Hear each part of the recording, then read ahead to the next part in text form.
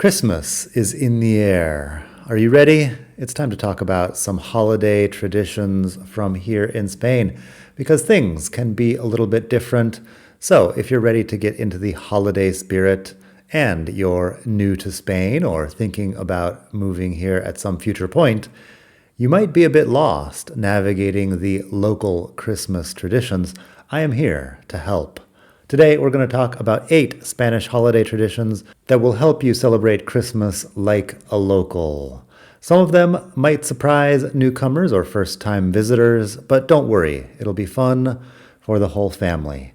And now, with less blackface. Hey everybody, it's Daniel. Welcome back to Spain to Go, the best podcast in the entire multiverse for all things Spain. Today is going to be a bit of a different type of episode. I wrote this article a long time ago. I want to say probably 10 years ago. This morning I realized I had never recorded it as a podcast, so here goes. Anyway, the caveat is that 10 years ago I was writing these sort of simple list post style articles. The internet was different back then, and I was a younger and more fun person. So I wrote a lot of things like this. This is a bit of a departure from my tone of late, but it also might be interesting to people who are living in Spain or hoping to move here soon. Before we continue, shout out to Dino. Dino has donated to the podcast over at expatmadrid.com/donate. Dino is also known as Dean. He says, "Been listening to you on and off over the years. We are grateful for your help with all things Spain. Happy birthday." That is from Dean and Sandy. Following up, I believe they lived between Australia and New Zealand, and they sometimes come to Spain as well. Anyway, thank you, Dean and Sandy. I appreciate the donation. If you would like to donate, you can go over to expatmadrid.com/donate. Send some support my way. Anything from €3 on up is fine. expatmadrid.com/donate. I will give you a shout out in a future episode. Thank you very much. Back to those Spanish Christmas traditions. Let's talk about number 1. They celebrate Black Friday now, and it's 4 days long or more. Black Friday's expansion in the US has not gone unnoticed by savvy Spanish marketers, but in a country that doesn't celebrate Thanksgiving, it's a bit of a mystery why Black Friday is catching on to this degree. The other mystery is, why is it a 4 or 5 day event in many stores? I assume that almost everybody understands enough English at this point to realize that Friday is only 1 day. But Black Friday sales in Spain can just as easily be all weekend, from Thursday to Sunday or even longer. I guess they're technically lumping Black Friday, Cyber Monday, and all the rest into a single event, celebrated more or less around US Thanksgiving. They also have these displays of Christmas lights in major Spanish cities, and probably the minor ones too. What do I know? Those light displays usually start around the Thanksgiving holiday. It might be the day after or something similar. In recent years, Vigo out in Galicia has had one of the biggest Christmas trees all lit up in their city center. I love Vigo. If you have a chance to go out there, please do. But the fame created by the Vigo Christmas tree and the tourism generated, I guess, has led to a sort of competition between Spanish cities for light displays. So now we're doing that. Anyway, if you are in a city center, it's bound to be pretty nice. Back to the topic of Black Friday. This has been going on for at least several years, so I guess it works. And Spain has one of the fastest growing economies among major world players, at least allegedly. And I assume that an important part of that is a growing population just going out to buy stuff. If you'd like to hear much more about the growing Spanish economy, episode 99 is about an article in The Economist, I believe, that said that Spain has the world's best economy. I take that with a bit of a grain of salt, but it's worth looking into anyway. Episode 99. This year in Barcelona, it seems like everybody is doing Black Friday. Even my local pharmacy has some discounts and Black Friday decorations up on the windows. But let's move on. Number 2 are the crazy crowds in the city center. In the evenings and on weekends, the city center is packed all through the holiday season. This applies in Madrid and Barcelona, and probably some other Spanish downtown areas. Some days you'll have to elbow your way through massive crowds, and you should definitely hang on tight to your wallet and other valuables at all times. I've heard that pickpockets from around Europe come to Spain to work the holiday season. There is definitely an issue with pickpockets, at least in the bigger cities. Episode 64 is about the pickpocket problem here in Barcelona. Madrid has a famous animatronic light display called Cortilandia on the backside of the Corte Inglés in Sol. That's always the craziest crowd. I used to work right around the corner from there, and it was insane. Here in Barcelona, I believe that they do a Cortilandia type thing out on the Corte Inglés on Diagonal. That's all the way across town from me, and I don't really go out there very often, so I'm not sure, but it's a nice area of town, and I'm sure the Christmas decorations generally are pretty fancy out there. It's quite an experience and not for the agoraphobic. The craziest crowd of all is on New Year's Eve in Puerta del Sol. That's where they do the, equivalent to the Times Square New Year's celebration in the US. There in Puerta del Sol, they have the bell inside the big Comunidad de Madrid building, and it's a huge party. One thing you may not know is that the night before, they do a simulacro. They actually test the bell at midnight on December 30th, and people come out for that too. I went to that once. It was very, very crowded also. I've never been to the official Puerta del Sol New Year's Eve because I just do not like big parties that much. But you're welcome to let me know in the comments what you think if you end up at something like that. Let's move on to holiday tradition number 3, the Spanish national obsession with turrón and shellfish. Back in the day, there only used to be 2 types of turrón. There was hard and soft. In English, turrón is praline, and we're basically talking about a rectangular block of sugar with almonds in the middle of it. It is cooked to varying degrees and could have other flavors.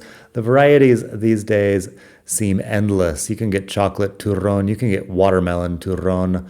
There's also similar. Look around at your local supermarket. You can find all kinds of things. For a boutique version, you might have a local bakery, pasteleria, or something similar that makes an artisanal turrón.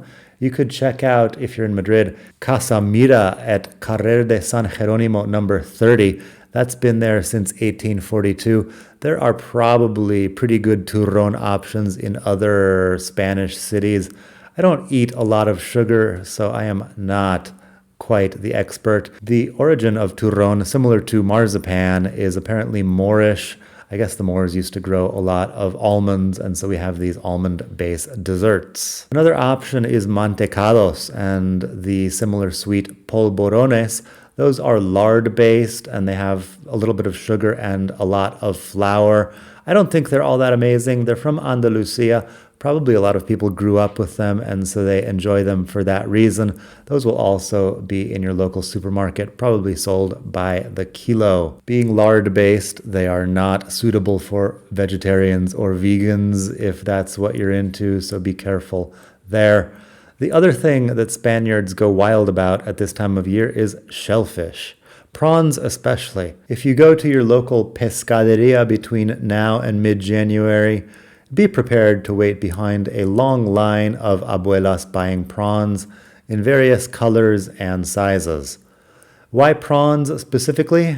I have no idea, but you might want to brush up on your seafood vocabulary before the holidays start. Over on my YouTube channel, Learn Spanish with Daniel, I have a whole episode about Spanish seafood vocabulary. You can check that out if you would like. Also, episode 11 of this podcast is Christmas vocabulary.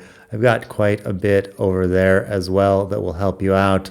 Episode 11 of this very podcast. Next up, we have Christmas lottery madness.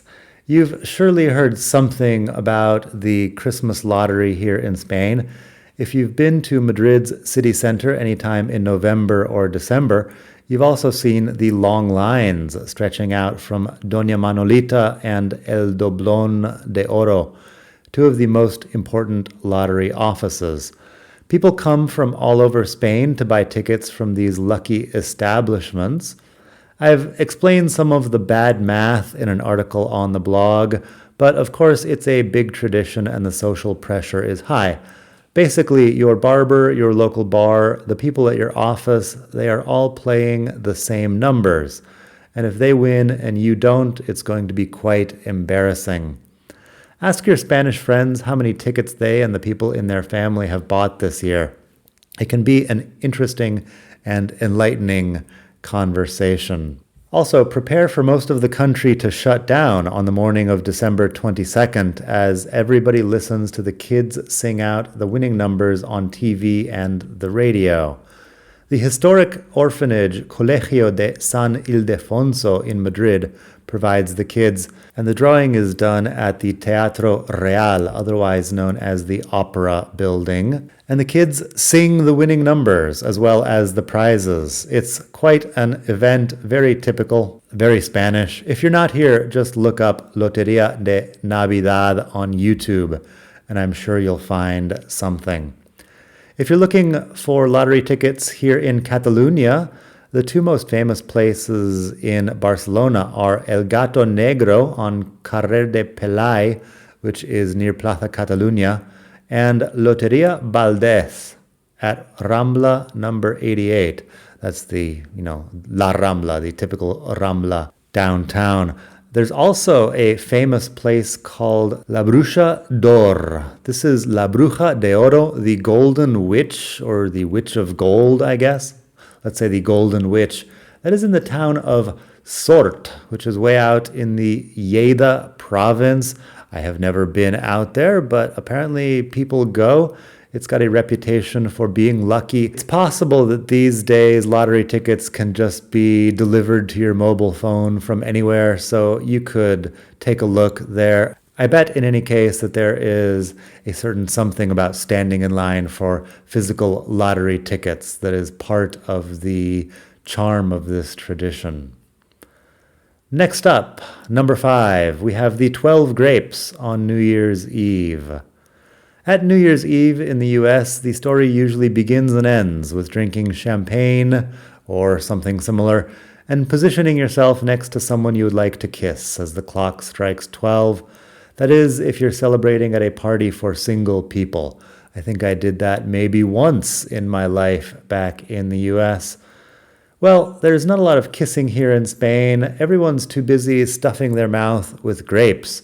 Also, you tend to celebrate New Year's Eve with your family, so you're probably not kissing your family members with too much enthusiasm. In any case, like I said, the tradition is to put a grape in your mouth with every ring of the clock, every time the bell rings, which it will, of course, do 12 times at midnight. You put a grape in your mouth, and by the end, you have 12 grapes in your mouth, which might be slightly dangerous. Don't choke. These days in supermarkets, you can get the grapes pre-peeled and bagged, which might make this whole thing a bit easier. They also have started breeding seedless grapes in Spain. Anyway, the tradition of las 12 uvas dates back many decades to at least the beginning of the 20th century. One theory about its origin says that there was a late and extra large harvest of grapes in Alicante one year, and they invented the tradition in order to get rid of the overstock. I don't know. It's a debate going on among historians of Spanish folklore. Finally, let's move on to blackface. I mentioned that there was going to be a blackface controversy here. This is number 6, La Cabalgata de los Reyes. On the afternoon and evening of January 5th, most cities and towns hold a cabalgata, a sort of parade with floats, perhaps some camels, and of course the three kings. Parents often take their kids to see the spectacle, and the kings throw candy to the crowd. In Madrid, the route usually goes from Nuevos Ministerios to the city hall at Cibeles, starting around 6:30 p.m. You can look up Cabalgata de Reyes in your local area as well. There might be a similar party on the neighborhood level. I think here in Barcelona there's a neighborhood Cabalgata in my area, as well as the official citywide cabalgata in the center. Probably depends. Anyway, this has been controversial over the last few years because usually what has historically happened is that they paint up a local politician in blackface to represent King Baltasar, the Babylonian king of the three biblical magi. This is not a story that received any emphasis when I was growing up in, the US. We did not talk about the biblical magi very much. But the three kings, or the biblical magi, there's one from Europe, one from Asia, and one from Africa. The African one is Baltasar, and like I said, he was usually played by a local Spanish politician, in other words, some white guy, who would paint his face black and parade through town. These days, of course, Spain is much more multicultural than that, and in a lot of places, but not all, the local politician in blackface has been replaced with an actual black person. I just read an article from Sevilla suggesting that this year King Baltasar was going to be played once again by a white guy in blackface, which was being denounced by different organizations. Like I said, it is controversial. And the article I read was from July, so it's very possible that things have changed since then. So if you're visiting the parade on January 5th in a Spanish city or town, I can't guarantee that you will see blackface. I also cannot guarantee that you won't. If you are a big spender, you might be able to rent a hotel suite overlooking these parades. Back in the day, Madrid had Hotel Miguel Ángel right on La Castellana near Gregorio Marañón that would rent out suites for the night so that people could have parties overlooking the parade. Check your local area for availability. Talking about Los Reyes, let's get to number 7 here. The three kings are bigger than Santa. There's actually a bitter debate raging in many Spanish families. Should we celebrate the three kings or Santa Claus? Santa Claus or the three kings? Kids, of course, are happy to celebrate both. More holidays means more presents, and I'm sure the shops don't mind the extra business either. The traditional thing is to celebrate the kings on January 5th and 6th. It's based, like I said, on the story of the biblical magi who brought gifts to baby Jesus. These days, the kings bring gifts into Spanish homes. Often a family will leave out water for the camels and wine and sweets for the kings. Santa Claus traditionally comes in through the fireplace, but most Spanish people live in flats with no fireplace, so the kings come in through the window. A lot of people, like I said, are also celebrating a Santa Claus Christmas on December 24th or 25th. Some people like to complain that this is more American influence. I don't know. Everybody's seen the US Christmas movies at this point. I'm sure there's some genre of Spanish Christmas movies, but I don't know much about it. If you have a favorite Spanish Christmas movie, let me know in the comments. Anyway, if you look into the history of the Christmas holiday, what we do now is not exactly a 1,000-year-old tradition. It's maybe a 100-year-old tradition. But I'm guessing that whatever Spanish people are assuming are their 1,000-year-old traditions are nothing of the kind also. That is probably a story for another time. Last year, some people I know were debating whether or not to celebrate the three kings with their kids because as proud Republicans in the Spanish sense, meaning that they do not believe in the monarchy, they thought that their kids might get the wrong idea from the celebration of the three kings, that actually monarchies were a good thing. Wrapping up today, we have number 8. The 8th Spanish tradition that you should know about is the fact that the holidays never seem to end. The crowds in the center and the shopping areas don't end at Christmas or at New Year's. In fact, 2 weeks after Christmas Day, when everybody back in the US has already forgotten about the whole thing, Spain is still celebrating with Roscón de Reyes, that's the ring cake that they eat on January 6th, and with more cava, more turrón, and more prawns. Kids usually go back to school and work starts up again on January 7th, or sometimes even the 8th, depending on the holiday schedule in your region that year. That's about all I've got today. For a simple list post, that certainly did take longer than I was expecting to record. Head over to expatmadrid.com for all of the rest. Here we've got, as usual, links to a lot more about life in Spain. You can hit up the donate page, expatmadrid.com/donate. You can send me a message through my contact form. Actually, probably even easier, just find me on Instagram and send me a message there. I'm at Daniel Welsh on Instagram. You can look for me on YouTube. I am Learn Spanish with Daniel over there, and I have over 100 videos at this point for people wanting to learn Spanish. Also, I have every episode of the podcast up there, so check that out. Support for this podcast, as usual, comes from Walks Tours. Go to expatmadrid.com/walks and check out what they've got over there. They have walking tours of incredible locations around Europe. For example, the Prado Museum in Madrid, Sagrada Familia here in Barcelona. These tours are about 10 steps above what you're thinking for the normal walking tours. Just check it out at the website expatmadrid.com/walks. That's an affiliate link, and I get a bit of a commission if you sign up for something. They're also friends of mine, and I like them. You could also check out Devour Tours. That's expatmadrid.com/devour. They have food tours around Europe, and I think even in New York City at this point. Madrid, Barcelona, Sevilla, and San Sebastián, I think, are the main places here in Spain. Anyway, you can look at the full catalog of locations at expatmadrid.com/devour, DEVOUR. That was started by my friend Lauren a long time ago, and it's become a huge international thing. They also have some locations in Italy, France, I believe, and elsewhere in Europe. My friend Raul over at BikeTourinSpain.com has supported this podcast quite a bit. I've been on 2 bike tours with his company. Check out the bike tour of Extremadura if you would like. That is episode 94. There's also Don Quixote, the route of Don Quixote, which is episode 76.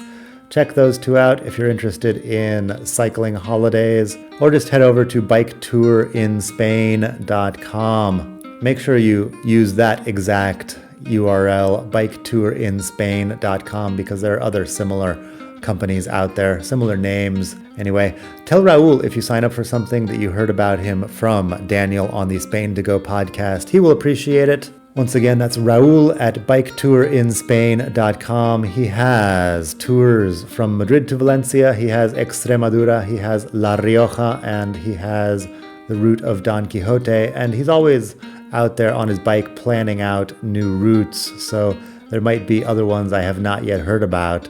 BikeTourinSpain.com. That's about all I've got for today. I hope you enjoyed this episode. Have a Merry Christmas and a Happy New Year. Have a feliz Día de Reyes. Gracias por escuchar desde la hermosa ciudad de Barcelona. Hasta la próxima.